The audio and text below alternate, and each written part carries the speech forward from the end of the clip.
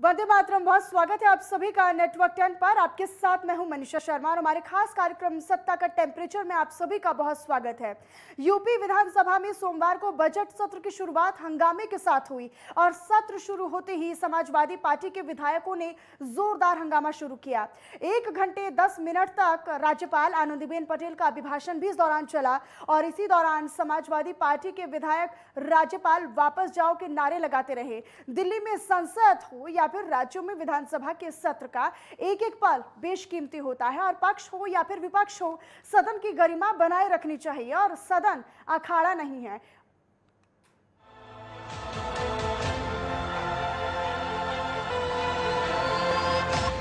विभिन्न पुरस्कारों से दुनिया के दूसरे हिस्सों में भी लोगों ने शोक प्रकट किया। इस कार्यक्रम के प्रायोजक हैं पूरे हिंदुस्तान की तरह आप भी समर कूलर और होम अप्लायंसेस लीजिए और बेफिक्र हो जाएगी।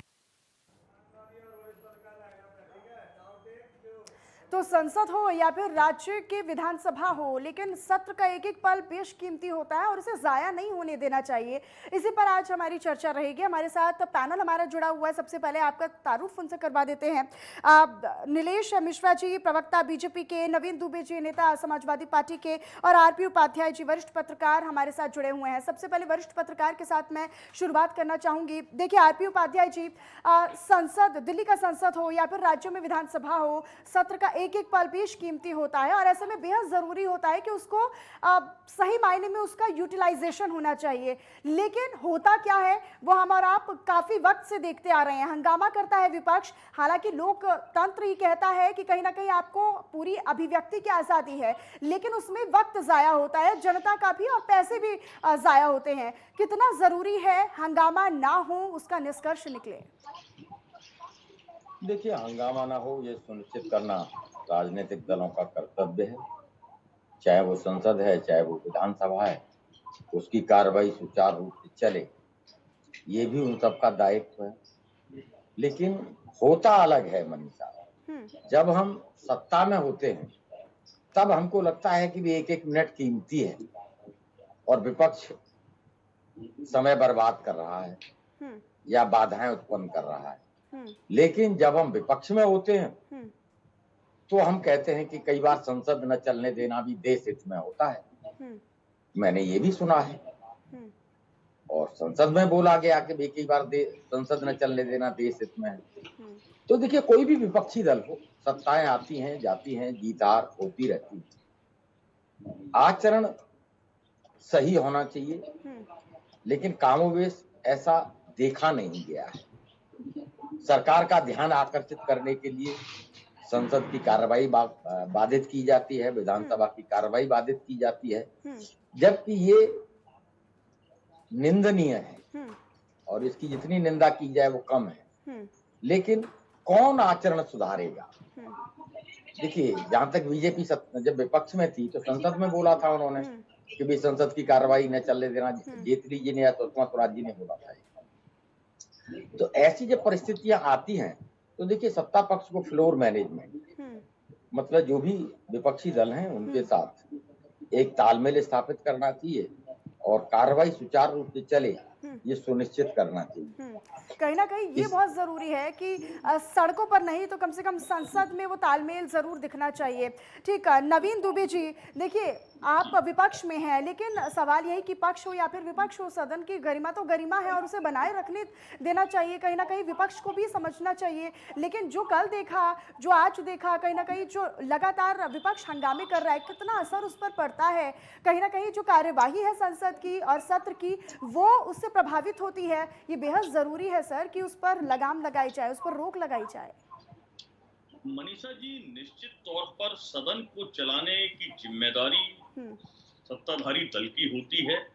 विपक्ष का काम होता है कि जो जनता से जुड़े हुए मुद्दे हैं, जनता से जुड़ी हुई बातें हैं, जनता की पीड़ा है, उसको उठाया जाए सदन में। और यही कारण है कि सरकार अपनी डिफेंसिव भूमिका में आ जाती है, सत्ताधारी दल बचाव पक्ष में रहता है और विपक्ष को हमलावर होना चाहिए। सदन की मर्यादा यही है, सदन लोकतंत्र की एक सुखद और स्वस्थ परंपरा भी यही कहती है। अब सवाल ये आता है कि जब सत्ता और सरकार विपक्ष की बात सुनना नहीं चाहता है, जनता को न्याय नहीं मिल रहा है। तो सदन से बड़ा कोई मंच होता नहीं है किसी भी देश के अंदर, किसी भी प्रदेश के अंदर। तो आज अगर विपक्ष ने अपनी बात हटा, अभी मैं एक संज्ञान देना चाहता हूं आपके चैनल के माध्यम से उत्तर प्रदेश के सभी दर्शकों को कि याद कीजिए श्री राम नायक जी उत्तर प्रदेश के राज्यपाल हुआ करते थे। अखिलेश जी की सरकार सत्ता में थी, पार्टी सत्ता में थी, और उस समय जब वक्तव्य आते तो मैं समझता हूँ हफ्ते में 2 स्टेटमेंट सरकार के अगेंस्ट किसी भी छोटी बड़ी घटना को लेकर माननीय महामहिम के आ जाया करते थे। आज उत्तर प्रदेश में पुलिस जब बलात्कार कर रही है, पुलिस अत्याचार कर रही है, घर में घुस के बेटियों की हत्या हो रही है, थानों के अंदर हिरासत में हत्याएं हो रही हैं, राज्यपाल महोदया लापता है, एक शब्द नहीं पूछता। आप निष्पक्ष पद पर हैं, संवैधानिक पद है राज्यपाल का और बहुत निष्पक्ष पद माना जाता है। वहां निष्पक्षता की जरूरत है, वहां पार्टी की पॉलिटिक्स से हट के फैसले लेने चाहिए, वक्तव्य आना चाहिए। और उत्तर प्रदेश का दुर्भाग्य है ये कि हमारी माननीय महामहिम राज्यपाल महोदया ने उत्तर प्रदेश लेकिन सर ये कौन सा आचरण है कि समाजवादी पार्टी के तमाम जो विधायक है वो वहां पर पहुंच गए और नारेबाजी कर रहे हैं, पोस्टरबाजी कर रहे हैं कि राज्यपाल वापस जाओ, ये कहाँ का आचरण है? नहीं, क्यों नहीं, आप बताइए। राज्यपाल, उत्तर प्रदेश के राज्यपाल की बहुत बड़ी भूमिका होती है इस देश के अंदर, सबसे बड़ा प्रदेश है हमारा। आप राज्यपाल हैं, आप कुछ वक्तव्य नहीं दे रहे हैं, आप जनता की समस्याओं को लेकर संज्ञान नहीं ले रहे हैं। मॉनिटरिंग का पहला काम गवर्नर का होता है, केंद्र का नहीं होता। पहली गवर्निंग बॉडी ही होती है, गवर्नर होते हैं प्रदेश के अंदर। तो उनकी जिम्मेदारी बनती है, उनको कम से कम उस विषय पर एक रिपोर्ट बना के भेजनी चाहिए। विपक्ष के नेताओं को कॉल करके उनसे पूछना चाहिए था, सत्ता पक्ष को बुला के पूछना चाहिए था आखिर वो सारी कार्रवाई क्यों नहीं की जा रही थी उत्तर प्रदेश में। दुर्भाग्य ये, जब कुछ सुनने वाला नहीं होता है तब आंदोलन जन्म लेते हैं। जब आपको न्याय नहीं मिलता, आंदोलन की उत्पत्ति होती है और सदन के अंदर पट्टियां लेके बैठना ये सत्याग्रह है, और सत्याग्रह इस देश की लोकतंत्र की बहुत बड़ी नवीन दुबे जी, ठीक। नीलेश जी, देखिए, क्या विपक्ष का जो हंगामा है वो इस तरीके से देखा जाए कि क्या वो अपने होने का एहसास सदन में कराना चाहता है? कहीं ना कहीं सदन के बाहर विपक्ष थोड़ा कमजोर है, लेकिन सदन में मजबूती दिखाना चाहता है। क्या यही कारण है कि विपक्ष हंगामा करता है? देखिए, सदन में मजबूती दिखाने का तरीका ये अच्छा नहीं है। सदन का पहला दिन था और राज्यपाल, एक तो प्रदेश की राज्यपाल एक गरिमामयी पद होता है, दूसरा वो महिला है, और इस तरह बेल में जाके हल्ला करना और इस तरह का विवाद करना ये अच्छी बात नहीं है। पहले सरकार की मॉडस ऑपरेंडी जो कार्य प्रणाली है उसके लिए थोड़ा मौका देना चाहिए। विपक्ष का काम सकारात्मक विपक्ष होना चाहिए कि अच्छे कामों की तारीफ करे, बुरे कामों की बुराई करे, लेकिन उसका एक तरीका होता है। इस तरह हंगामा करना, और छात्र राजनीति में भी इस तरह का न्यूसेंस शुरू में जो छात्र संगठित होता है नहीं किया जाता है। और समाजवादी पार्टी और राष्ट्रीय लोकदल के लोगों ने एक गलत आचरण प्रस्तुत किया, इसकी भर्त्सना की जानी चाहिए और लोकतांत्रिक मर्यादाओं का पालन करते हुए सदन में अपना विरोध दर्ज करना चाहिए।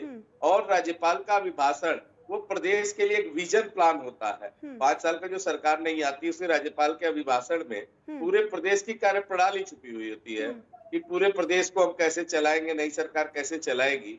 और राज्यपाल एक संवैधानिक पद है, वो न भाजपा का होता है, न सपा का होता है, न कांग्रेस का होता है। तो मुझे लगता है कि राज्यपाल के अभिभाषण पे इस तरह का हंगामा करना क्या और इस तरह का इससे सदन के सरकार के फैसलों को प्रभावित होते देखा जाता है? क्योंकि कई बार देखिए ये तो देखा जाता है कि विपक्ष के हंगामे के बीच जोरदार जिस तरीके से विपक्ष हंगामा करता है उसमें कई विधेयक पास तो कर दिए जाते हैं, लेकिन बाद में एहसास होता है सरकार को कि उन पर चर्चा भी की जानी चाहिए थी और उन पर कुछ संशोधन और बदलाव भी किए जाने थे। क्या ये हंगामे का असर होता है जो विधेयक पास होते हैं उन पर, सरकार के फैसलों पर? नहीं, कोई असर नहीं होता है। सरकार ये हमारी फुल फ्लेज सरकार है और योगी सरकार दबाव रहित सरकार है। उसको अगर जनहित में जो मुद्दे, देखिए विपक्ष की बात सुनी जानी चाहिए, लेकिन जहां तक विपक्ष पॉजिटिव बात करेगा सरकार सुने। ठीक नीलेश जी, लेकिन आरपी उपाध्याय जी देखिए, जो विपक्ष में होता है सदन में हंगामे को अपना अधिकार मान लेते हैं। क्या आप ऐसा मानते हैं कि जो विपक्ष में है, विपक्ष का मतलब सदन में हंगामा करना? राजनीतिक दलों की वो यही रही है कि हम विपक्ष में तो सदन की कार्रवाई को बाधित किया जाए, जबकि देखिए सत्ता पक्ष और विपक्ष दोनों की जिम्मेदारी होती है कि जनता से जुड़े मुद्दे हैं उन पर गहन विचार विमर्श और एक मुकाम तक वो फैसले कहीं ना कहीं पहुंच। टैक्स पेयर का पैसा, जनता का पैसा, और जनता का पैसा जब इस तरीके से बर्बाद होता है बिल्कुल। तो जनता की भावनाएं भी कहीं ना कहीं आहत होती हैं।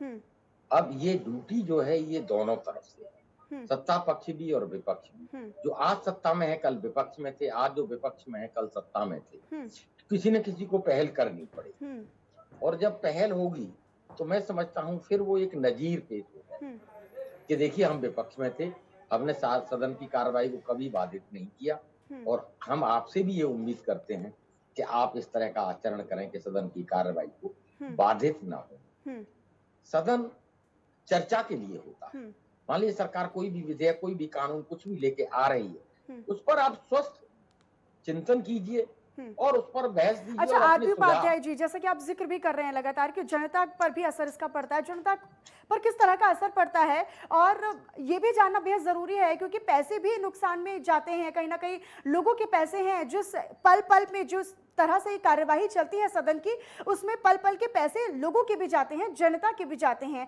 किस तरह का असर लोगों पर पड़ता है, जनता पर पड़ता है, और कितना नुकसान लोगों के पैसों का होता है हंगामों के बीच?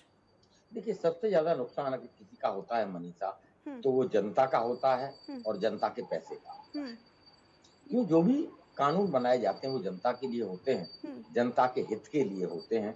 अगर उनमें संशोधन करके कुछ और बेहतर किया जा सकता है तो वो सदन का काम है कि सदन को उस पर चर्चा करके और क्या बेहतर किया जा सकता है वो सुझाव देने चाहिए।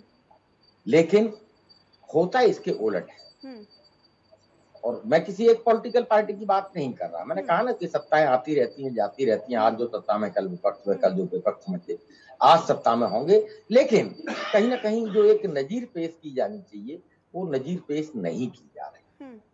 वो सिर्फ यही है, यानी कहीं ना कहीं ये बहुत जरूरी है, चाहे सत्ता पक्ष हो या फिर विपक्ष हो, कहीं ना कहीं जो आचरण है उसको ढालकर और शांतिपूर्ण तरीके से जो सदन की कार्यवाही होती है, सत्र की कार्यवाही है, उसको चलते रहना चाहिए। ठीक है, नवीन दुबे जी, क्या हंगामे का यही कारण है कि सदन से बाहर जब आप कमजोर होते हैं तो सदन ही एक मात्र ऐसा प्लेटफॉर्म या फिर यूं कहूं कि सहारा है अपनी मजबूती दिखाने का, अपनी बात कहने का?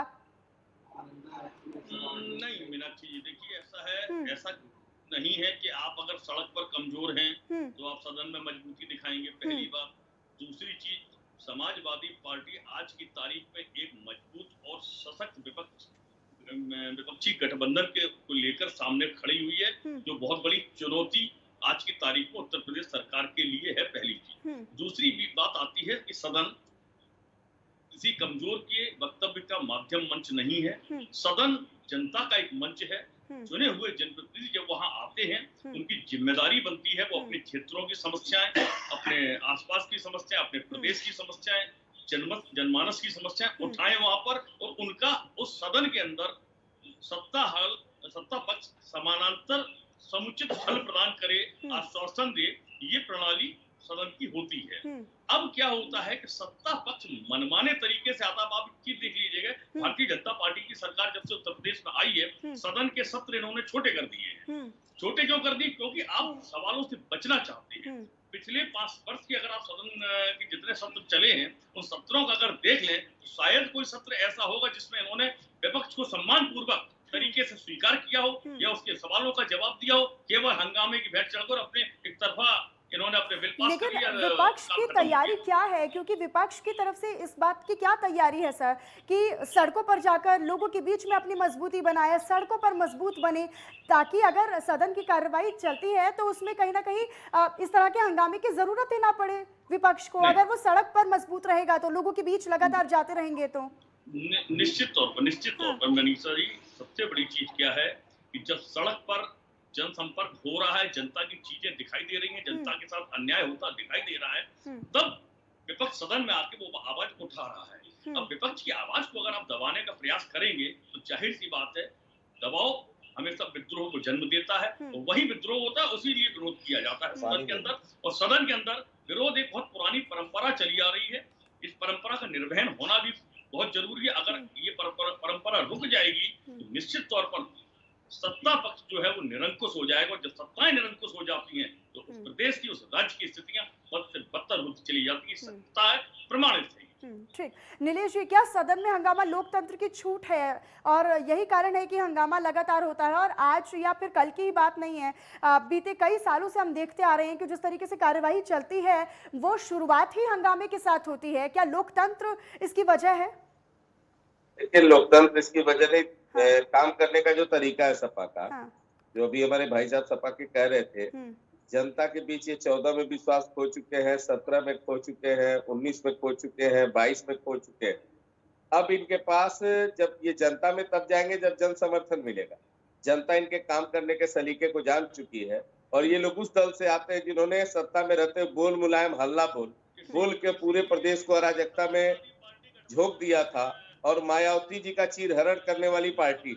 इनको लोकतांत्रिक मान मर्यादाओं का कभी ख्याल नहीं रहा है और जब ये सरकार में रहे हैं प्रदेश गुंडागर्दी और अराजकता की भेंट चढ़ा है। ये सदन को भी वैसा ही बनाना चाहते हैं और जैसा भाई साहब ने कहा कि सदन के सत्र छोटे कर दिए गए, इस कार्यकाल में सदन के सत्र अच्छे होंगे।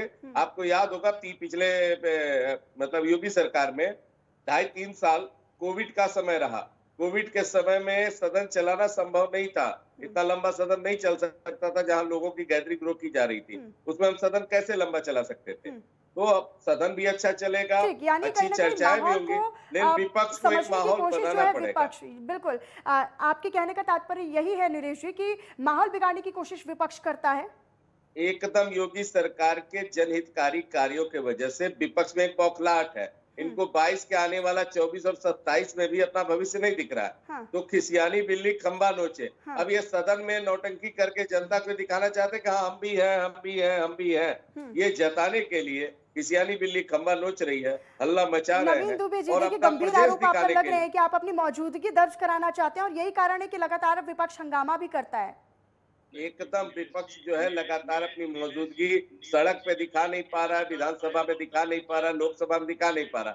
जो कुछ वोटों के डिफरेंस के वजह से किसी तरह पहुंच गए सदन में, उनके माध्यम से अखिलेश जी जो उनके तमाम गुंडों के खिलाफ कार्यवाही हो रही है, अपने गुंडों को संतुष्ट करने के लिए समाजवादी पार्टी इतना हंगामा कर रही है। भारतीय जनता पार्टी की चूल्हे हिली हुई है, हालत खराब है इनकी और ये घबरा रहे हैं। वास्तविकता ये है कि ईश्वर करे कि ऐसी हालत खराब रहे, हम लगातार सत्ता में आते रहे। अरे हालत खराब उनकी है जो सत्ता में आने के लिए हर तरह का गठजोड़ कर रहे हैं और सत्ता में नहीं आ रहे हैं। वो बिलबिलाहट है, वो चिलचिलाहट है, वो बेचैनी है सपा में। सिलेबस में मंदिर मस्जिद के अलावा कुछ है नहीं है आपके सिलेबस में, इसके बाहर की चीजें नहीं है। डेवलपमेंट नाम की चिड़िया का नाम होता है, ये भारतीय जनता पार्टी को पता नहीं है। अगर डेवलपमेंट की चिड़िया का नाम पता होता आपको तो उत्तर प्रदेश में 5 वर्ष के अंदर आप बता दीजिए कौन सा ऐसा प्रोजेक्ट है जिसको लेकर आप ये कह सके कि हाँ हमने प्रदेश के अंदर एक अभूतपूर्व 5 वर्षों में उत्तर प्रदेश में मेडिकल कॉलेजों की संख्या देखिए, एयरपोर्टों की संख्या देखिए, गरीबों का राशन देखिए और जहाँ 15 दिन रात और 15 दिन बिजली देते थे, हर टोले पूर्वे पर बिजली पहुंचाने का काम भारतीय जनता पार्टी ने किया। हॉस्पिटलों की व्यवस्था सुधरी है, हमारे मुख्यमंत्री रोज हॉस्पिटलों पे। पार्टी के पास कोई विजन नहीं है, आपकी सरकार के पास कोई विजन नहीं है। हिंदू मुसलमान मंदिर मस्जिद ये कराते रहिए, सवर्ण दलित करा दीजिए, आपकी सरकार। आप लोकतंत्र को मानते हैं, हालिया चुनाव हुआ है, जनता के मुहर को सबसे बड़ा रिजल्ट माना जाता है लोकतांत्रिक व्यवस्था में। और अगर सरकार ने, अगर भाजपा ने कुछ नहीं किया तो क्या उत्तर प्रदेश की जनता मूर्ख है कि दोबारा उसको सत्ता में भेजा? हुए हैं, वो भ्रष्टाचार हुआ है चुनाव के अंदर। ठीक, ओपनली ठीक नवीन जी, चुनाव के अंदर भ्रष्टाचार होता तो बंगाल भारतीय जनता पार्टी के हाथ में होता। ये कितना जरूरी है कि इस परंपरा को रोका जाए। ये जो कार्यवाही का इतना समय, जो सत्र का इतना समय बर्बाद होता है, लोगों का पैसा बर्बाद होता है, लोगों का समय बर्बाद होता है, कितना जरूरी है कि इसे रोका जाए और किस तरीके से रोका जाए? देखिए बहुत जरूरी है, लेकिन रोकेगा कौन? रोकेंगे तो यही राजनीतिक दल, सत्ता पक्ष और विपक्ष। और जब राजनीतिक लोगों की इच्छा शक्ति नहीं है तो कोई संभावना नहीं दिखती है कि भी इस तरह की कार्रवाई पर कोई रोक लग पाए। सब बात करते हैं, विकास की बात करते हैं, आजादी के इतने सालों बाद भी सरकार में सब रहे, न वो गांव का स्कूल सुधरा। मैं तो वही देख रहा हूँ, जिस स्कूल में मैं पढ़ता था वो स्कूल की जो इमारत है वो जर्जर हो गई, कोई नई इमारत बनी नहीं, न वहाँ पानी है, न वहाँ बिजली है, न वहाँ शौचालय है, तो वो विकास दिखना चाहिए। विकास कह देने भर से नहीं। और इसीलिए आप देखेंगे गांव से शहर की तरफ पलायन हो रहा है। क्यों हो रहा है गांव से शहर की तरफ पलायन? गांव में आज भी पीने के पानी की व्यवस्था सरकारें नहीं कर पाई। विकास समाजवादी पार्टी ने भी किया, विकास कांग्रेस ने भी किया और विकास बीजेपी भी कर रही है। लेकिन जब तक वो विकास समाज के आखिरी व्यक्ति तक न पहुंचे, और आखिरी व्यक्ति मांगता क्या है? आखिरी व्यक्ति सिर्फ इतना सा मांगता है कि वो जिस गांव में रहता है वहां पर बीमार पड़ जाए तो उसे दवा मिल जानी चाहिए, उस गांव के अंदर ही दवा की व्यवस्था हो जाए और पीने का पानी, साफ पानी मुहैया हो जाए तो बिल्कुल आरपी उपाध्याय जी। और कहीं ना कहीं सदन की जो कार्यवाही है वो भी इसीलिए चलती है क्योंकि लोगों के मुद्दों को वहां पर रखा जाता है। सदन पटल पर लोगों से जुड़े हुए मुद्दे वहां पर उठाए जाते हैं, लेकिन कहीं ना कहीं जो सत्ता पक्ष और विपक्ष के जो हंगामे हैं और उनकी जो नोकझोंक है और कहीं ना कहीं उनके बीच का जो विवाद है वो कहीं ना कहीं उससे अछूता रह जाता है और कहीं ना कहीं वहीं पर विकास रुक जाता है, थम सा जाता है। लेकिन नवीन दुबे जी, जिस तरीके से आप गंभीर आरोप तो सत्ता पक्ष पर लगा ही रहे थे कि जिस तरीके से यहाँ पर मुस्लिम और मंदिर पर जो इनकी राजनीति है वो अटकी हुई है, विकास के मुद्दों को ये लोग नहीं बढ़ा रहे हैं, लेकिन मेरा आपसे सवाल ये है कि आप आवाज सड़कों पर क्यों नहीं उठाते हैं? सदन आपको सहारा तो मिल रहा है, ठीक है, आप विपक्ष हैं, आपका पूरा हक है, लोकतंत्र की छूट है कि आप वहां पर अपनी आवाज रखें, अपने सवाल वहां पर रखें, अपनी बात वहां पर रखें, लेकिन ये भी तो साथ ही साथ बहुत जरूरी है कि आप सड़कों पर जाएं, लोगों के बीच में जाएं, उनके मुद्दों को समझें, उनके मुद्दों को जानें। मीनाक्षी जी, विपक्ष सड़कों पर जाता है, पीड़ितों से मिलता है, जनता के बीच में है, हमारे सारे संगठन कार्य कर रहे हैं। हाँ, केवल यदि ये समझा जाए कि विपक्ष की जिम्मेदारी सड़कें जाम कर देने की है, आंदोलन करके लोगों को परेशान करने की है, तो मैं समझता हूँ कि ऐसी अवधारणा को बदलना चाहिए। सदन वास्तव में एक ऐसा मंच है जिससे आम आदमी कहीं प्रभावित नहीं होता है, उसको कहीं परेशानी नहीं होती है, उसका जीवन यापन सामान्य रहता है। तो सदन के अंदर अगर विपक्ष आवाज नहीं उठाएगा तो उठाएगा कहां पर? सड़कों पर आवाज उठाने से अराजकता फैलती है। अराजकता की जिम्मेदारी किसके ऊपर बनती है? जो आंदोलन करता है। अल्टीमेटली लेकिन हर आंदोलन अराजकता नहीं होता है ना। नहीं, मैं बता रहा हूँ सरकार उन आंदोलनों को कुचलने का काम करती है, विद्रोह पैदा होता है। हम उस स्थिति से भी प्रदेश को बचाना चाहते हैं और एक सार्थक सकारात्मक विपक्ष की जिम्मेदारी होती है उचित मंच पर पहले सवाल उठाए। अगर वहां सदन पे हमें उसका आश्वासन नहीं मिलता है, समाधान नहीं मिलता है, तो सड़क हमारे पास बड़ा विकल्प है। वो सड़क हमारा अकेले का नहीं होता है। जब हम आंदोलन के लिए सड़क पर आते हैं तो आम जनमानस जो उन समस्याओं से पीड़ित है वो जुड़ता है और ये तब जाके सरकार को जगाया जाता है। आज की तारीख में लोकतांत्रिक व्यवस्था में सदन चलाने का दायित्व सत्ता पक्ष का होता है। उनको अपनी जिम्मेदारी का निर्वहन करना चाहिए और निष्पक्षता के साथ विपक्ष की बात को सुनना चाहिए, विपक्ष की बात को दमन नहीं करना चाहिए। विपक्ष की बात को सुनना चाहिए नवीन जी, और कहीं ना कहीं विपक्ष को भी अपनी जिम्मेदारी समझनी चाहिए कि वो तरीके से अपनी बात कहे, क्योंकि देखिए पोस्टर वहां पर करना, नारेबाजी करना और राज्यपाल वापस जाओ, इस तरह के नारेबाजी करना कहीं ना कहीं ये आचरण सही नहीं है, ना विपक्ष के लिए और ना किसी सदन के लिए। और चलिए नवीन जी, बहुत शुक्रिया आपका हमारे साथ चर्चा में शामिल होने के लिए। नीलेश जी, आपका भी बहुत शुक्रिया। आरपी उपाध्याय जी, आपका भी बहुत शुक्रिया। तो सदन की गरिमा बनी रहनी चाहिए और सदन में अच्छी बहसों की अपेक्षा की जाती है। और चलिए फिलहाल मेरे साथ इस चर्चा में इतना ही। देश और दुनिया की तमाम और खबरों और जानकारी के लिए आप बने रहिएगा नेटवर्क 10 के साथ। जय हिंद।